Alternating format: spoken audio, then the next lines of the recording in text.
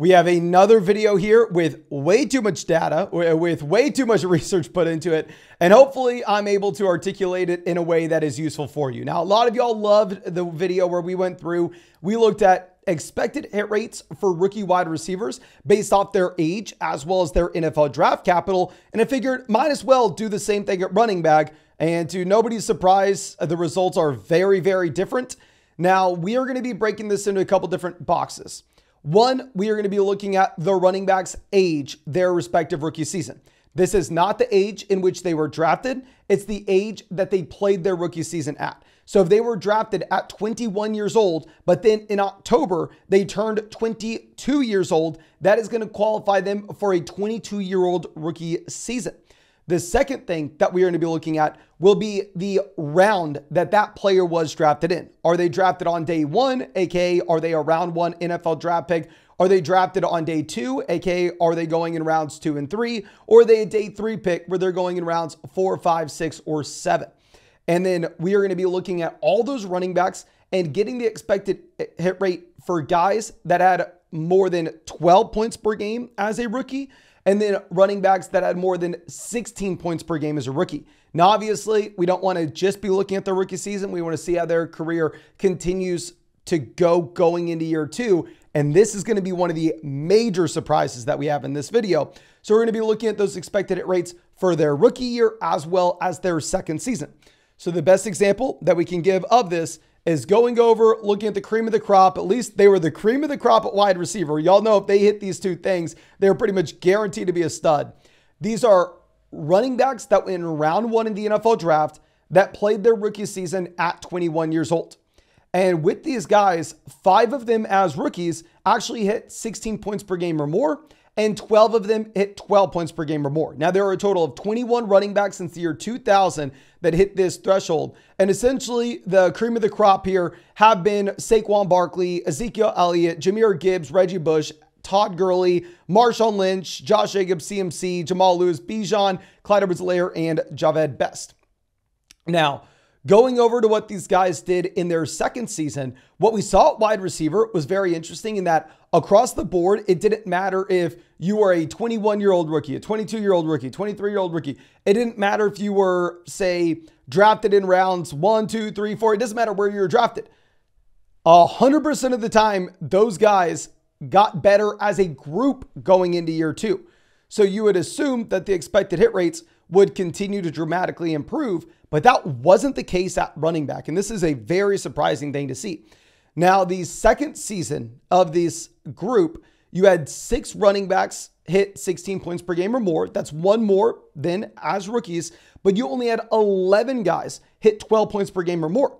So the reality is these running backs from their rookie to second year seasons, they didn't really get much better as a group. They pretty much stayed neutral. Now, of course, you saw the ceiling with some of these players end up being a little bit higher. Actually, I don't even want to say that. I mean, the best rookies were at 24 points per game and 22 points per game.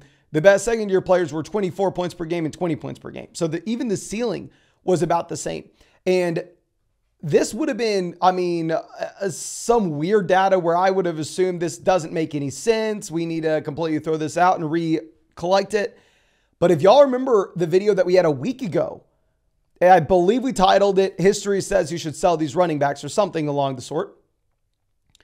We found that running backs the majority of the time in Dynasty saw a massive increase in their Dynasty value after their rookie season, followed up with losing Dynasty value after their second year. Now, we posted all that data on flogfantasy.com. It's an article that says something about I don't know, rookie values over time. I'm sure you can find it on the site relatively easily. And then also on the site, we actually just rolled out a new tool where you can sync your sleeper team and get it broken down your entire league based off how I value it, the community rankings, the expert rankings, or any of your favorite creators on the site. It's the same thing that we have with the Dynasty Trade Calculator and the same thing that we have with all the rankings. So you not only get my input, but pretty much everybody else you watch on YouTube. It's all on flogfantasy.com. If you're not already a member, code FLOG will get you 30% off any sub. Plus, yours truly will break down your Dynasty team if you use code FLOG. But nonetheless, let's go over and let's look at a little bit later on. And this was another big surprising thing here. If we stay with the 21-year-old running backs, But look at day 2 rookies. Those were guys that go in rounds 2 and 3. The expected hit rate was about the same. I mean, here at the very top, you have 5 out of 20 guys getting 16 points per game or more as a rookie. Those players included Clinton Portis, Maurice Jones-Drew, Jonathan Taylor, Le'Veon Bell, as well as Breece Hall. You have a few more names that hit the 12 points per game mark. That's DeAndre Swift, Kerryon Johnson, Javonte Williams. And then going into their second season, you had 8 guys with 16 points per game or more. I mean, here you're sitting with DeAndre Swift, Breece Hall, Joe Mixon, LaShawn McCoy, Ray Rice, Jonathan Taylor, Le'Veon Bell, and Clinton Portis. So what was one of the biggest surprises that I found with this data is the 16 point per game or more threshold was actually hit more often by day 2 21-year-old rookie running backs in comparison to guys that went in round 1 of the NFL draft. Now, do I think this means that we should be valuing running backs to go in round 2 higher than running backs to go in round 1? Of course not. Of course, we're not doing that. But it does go to show that maybe in years past, I personally was overrating exactly how much of a premium a round 1 running back should be placed. And instead, if that guy goes at the top of round 2, like Jonathan Taylor, it's essentially the same thing in today's NFL. Now, going over to what we see with the 21-year-old guys that rounds 4 through 7, they never hit. I mean, 0 out of 18 at 16 points per game or even 12 points per game or more as a rookie. The best guys were like Keaton Mitchell, Bam Knight, Isaiah Crowell, Marlon Mack.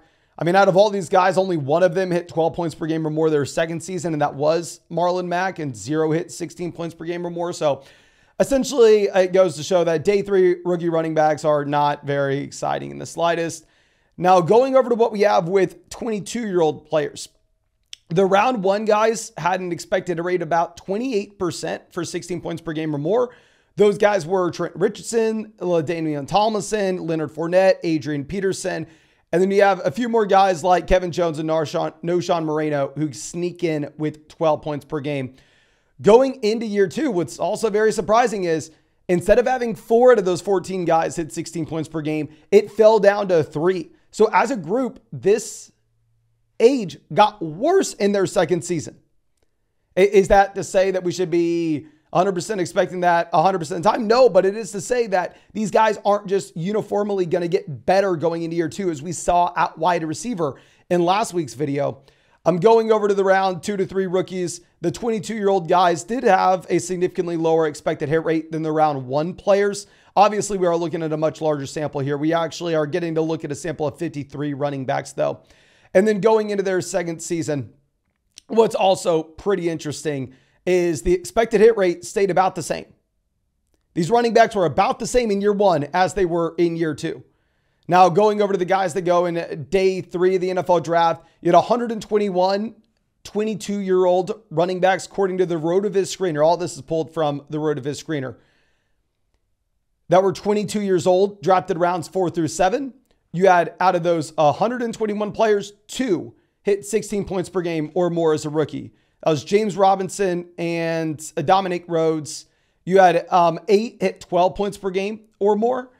And then in their second season, you had 4 out of 121 hit 16 points per game or more. That was Devonta Freeman, James Conner, Kyron Williams, as well as Myles Gaskin. So the expected hit rate there is about 3%. So if you hit on Kyron Williams, which I didn't, and trust me, I wish I did. We would have made so much more money last year if we were in on Kyron. But yeah, you hit on a 3% probability bet. Going over to the round 1 guys that were 23 years old or older, it is interesting to see the expected hit rate significantly lower than the younger running backs. You only had 3 to 19 players hitting 16 points per game or more as a rookie.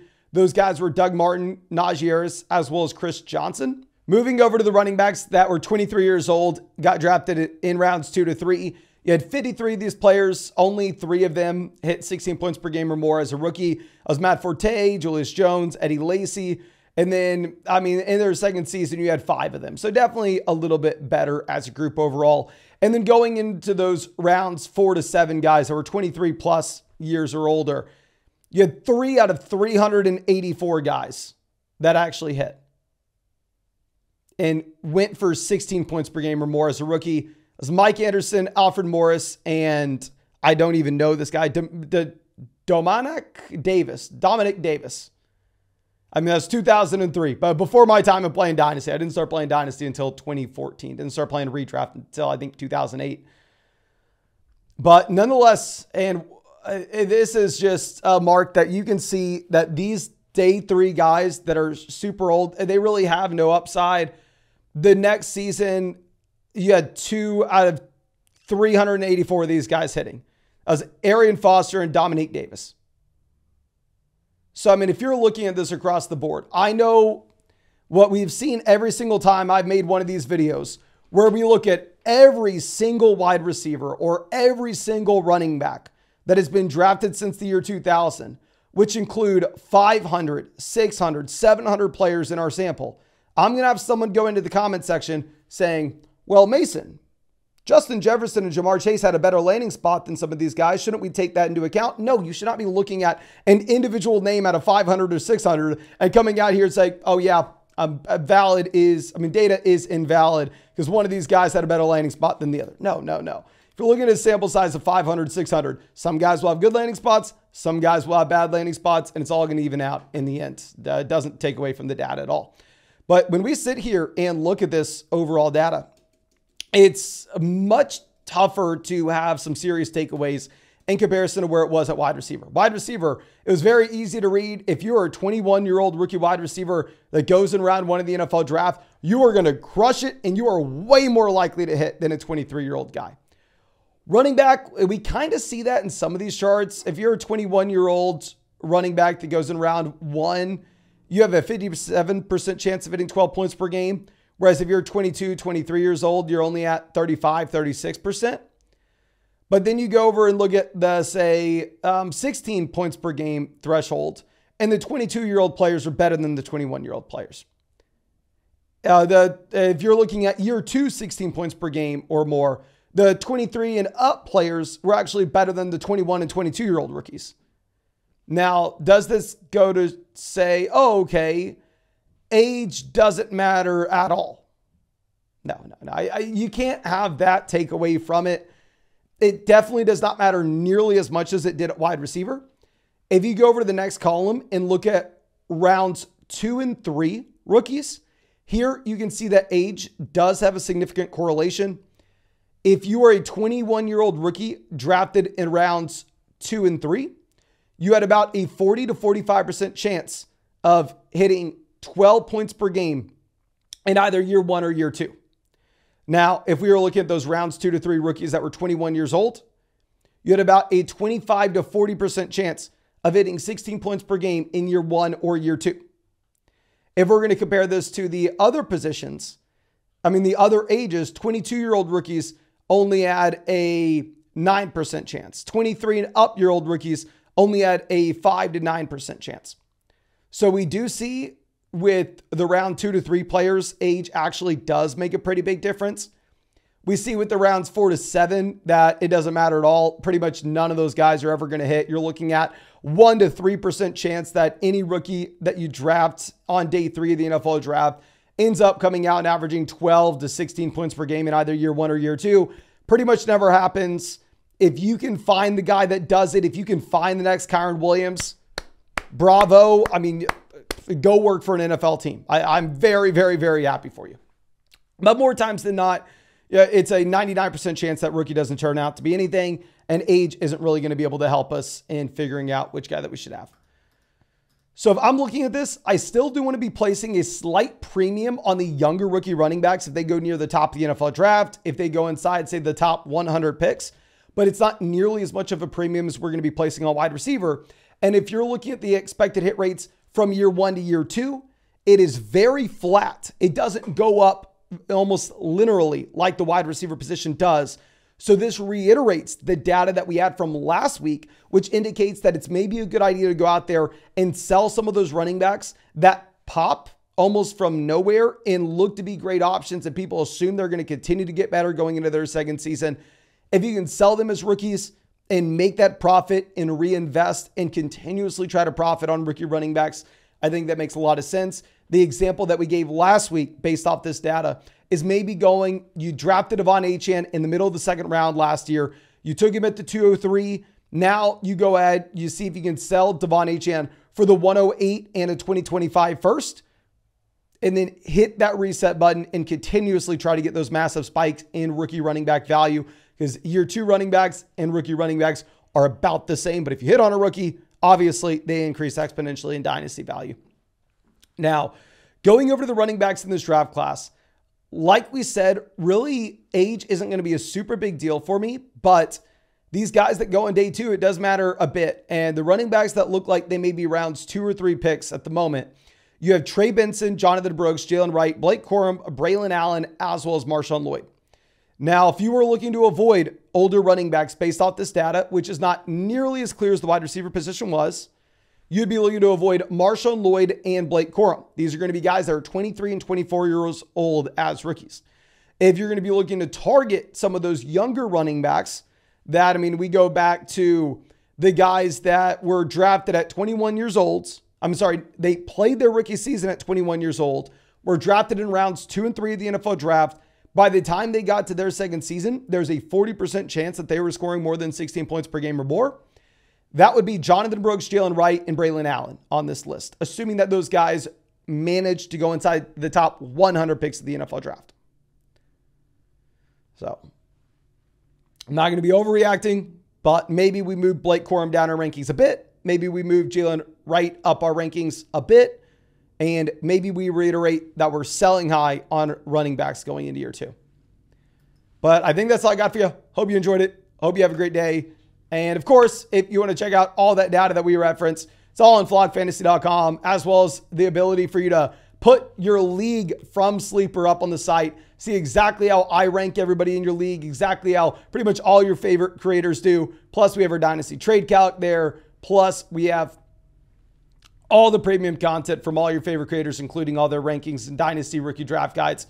It's all on the site. Code FLOCK, get you 30% off any sub. And yours truly will break down your Dynasty team in a podcast if you use code FLOCK. But thank you again. Appreciate you, and hope you have a great day.